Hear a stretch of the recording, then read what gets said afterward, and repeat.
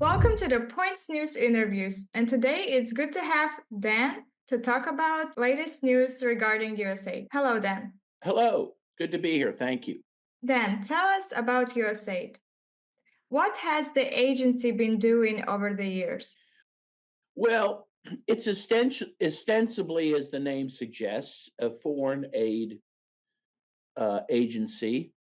Most people think, that it supports like hunger programs, anti-hunger programs, and child lunch programs, and it does some of that. But its main task is to engage in regime change operations around the world. Sometimes in subtle ways, supporting opposition groups in various countries, um, supporting certain propaganda campaigns. They've actually given a lot of money to journalists around the world, which calls into question the integrity, of course, of those journalists, including, by the way, giving money to the BBC, the New York Times, but then there's some even more nefarious things, apparently giving money to Al-Qaeda. So it's, essentially what happened was in the early 1970s, there were these Senate committee hearings led by Senator Frank Church. And he held hearings to investigate the crimes of the Central Intelligence Agency, their regime change operations, their assassination programs. And in the process of those hearings, the CIA was greatly injured. Its reputation was greatly injured and undermined. And so, what they decided to do, the US government, was to outsource some of its regime change operations to other agencies. And they actually created some agencies to do that. One was the National Endowment for Democracy, which was created in the 1980s. And the other organization that these regime change operations were farmed out to was USAID. So that is kind of the history of how those seemingly innocent agencies became, in some ways, an arm of the CIA. What is the reason for the suspension of USAID's activities? Well, I think it's twofold. I mean, or maybe it's multifold. I think one, obviously, Trump came into office wanting to, at least on a campaign of wanting to cut budgetary waste. And they saw in USAID an institution with a lot of waste in it and with a lot of programs that the Trump administration didn't like. USAID supports a lot of LGBT programs around the world. The Trump administration is not a fan of those.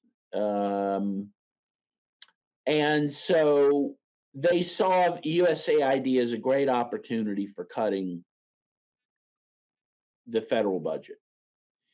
The budget of USAID is something like $50 billion a year, which in US terms is not huge, but you got to start somewhere, and they thought that was a good way to start. I think they'll also, there it seems like the regime change operations of the USAID are just going to be folded into the US State Department, which will give the State Department and the White House more control over those operations, right? So, unfortunately, the bad things USAID does will continue, probably in a different form and in a different department. And sadly, the good things they do, because they do some good things, that they do some of the type programs that they're expected to, those may end, so it may be only the bad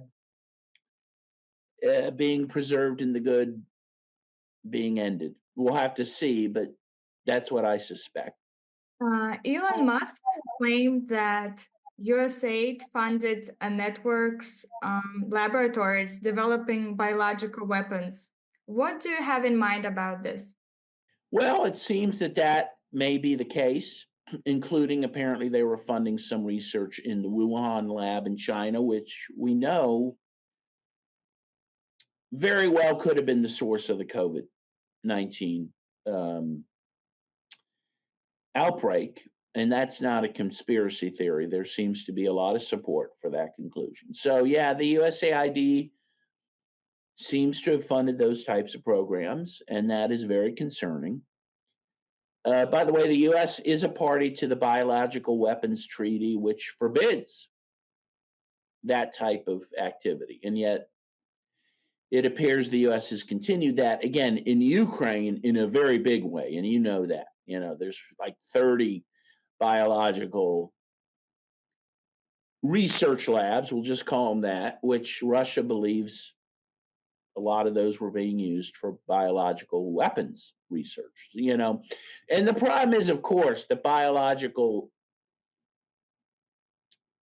research can easily become biological weapons research, you know, even if it starts out um, in some benign fashion. You know, there's a huge danger to that.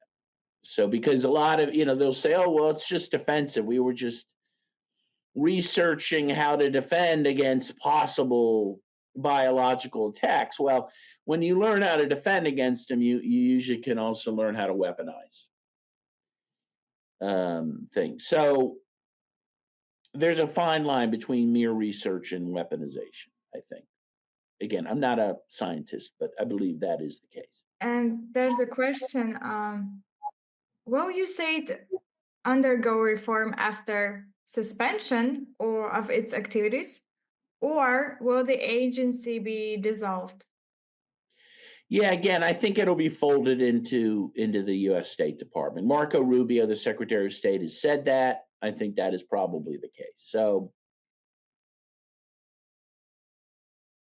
again, I think probably the things that most of us don't like will continue, and the good may not continue. And that said, it's very interesting. My friends on the left are having some debates about what's happening to USAID because some people point out, oh well, they've given very important aid to the Palestinians, humanitarian aid. Apparently, they've given some decent humanitarian aid even to Cuba. So those programs may die, and again, the regime change programs may continue. So you know, I'm not that optimistic for the future of what's going to happen. And there's a lot of changes going on since Trump came to the office. Well, yes, and the problem with Trump, of course, is he seems to he shoots first and asks questions later, as we say. He seems to shoot from the hip. He is very impulsive, and he doesn't always think through what he's doing. Uh, One example of this seems to be his statement that the U.S. is going to take over Gaza and reconstruct it and make it into, basically a giant gambling casino on the Mediterranean. Well, that was insane. For him to say that, the whole Arab world is now enraged over this. But again, Trump says things and does things before thinking a lot of times. And so there are a lot of changes, some good, some not so good. And, I think when you're the most powerful human in the world, which he is by virtue of the fact he's president of the United States, sometimes I think restraint is probably the best attribute you could have because everything the US does has consequences. And so it's important to think those consequences out before acting. And again, I'm not sure that is Trump's strong suit. Sometimes uh, said doesn't mean it's going to be done, as I see it. Yeah, Sometimes it's well, that's true too. That's true too. And I do think sometimes he says things for impact. He says things for negotiating leverage. Um, and it's hard to tell what's what, and maybe that makes him a great negotiator. He kind of he seems to manifest Nixon's madman theory of governing, where you essentially do act in ways that are so crazy that your opponents cannot predict you. And there is some value to that, of course. But again, there's a huge danger to that when you live in a nuclear world, when some of your rivals have nuclear weapons. You don't want to scare them too much because it can, again, lead to terrible consequences. And my final question is, how will the United States foreign policy change in light of all these events with USAID? Yes, I don't think it'll change very much. Some of the details, some of the finer points may change, but I think the main thrust of trying to control the world by supporting the overthrow of foreign governments, by suppressing groups and movements in other countries that the US doesn't like, that is going to continue, unfortunately. Thank you. Thank you for your response. It was a great interview. You're very welcome, and it's always a pleasure. Have a good day. You too. Thank you.